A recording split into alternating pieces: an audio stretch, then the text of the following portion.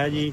चुकिया डडियाल पुलिस है लेकिन बंदा इस टाइम पता नहीं है किहड़े जगह आ, लेकिन वो इन्ना कि मैं दसिया जे मैं तुसा मिगी बंदा ट्रेस करके दसो कि चुकिया डडियाल पुलिस है तो डडियाल पुलिस ने अंडर होना चाहिए आ। तो जे कोई बाहर नहीं पुलिस आई है तो फिर भी वो डडियाल थाने की टच कर सी तो तुसा की इलम हो सी तो तुसा मिगी तुसा कोई टाइम देने 10-20 मिनट असा कि बंदा ट्रेस करी तो दसो। तो ये जबर है, जुल्म है, असा गरीब लोगों की जी आवाज़ है इसकी दबिया जाई रहा है। और तकी गिनो तुसा असा एक अपनी आज़ादी राय हक रखने असा अपनी जी आज़ादी की गल है वो असा करी सकने जे असा अपनी आज़ादी की भी गल करसा तो यही अदारे उठी के साड़ी जुबान पर ताला लासन तो यह जुल्म है, यह सितम जरीफी है।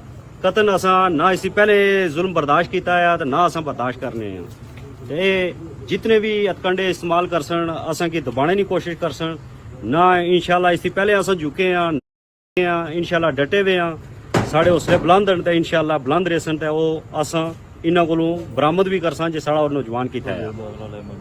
तो थोड़ी देर बाद जड़ा असा आवाम की गुजारिश है जे तकरीबन कुछ देर बाद असा अगला लाएमल देसा वो जड़ी भी कार्रवाई असा करनी हुई जड़ा लाएमल देना होया वो आवाम साढ़े नाल राबते च रहे तो इंशाल्लाह ये एक मजलूम इसरार की आवाज़ नहीं है, पूरे कश्मीर की आवाज़ है।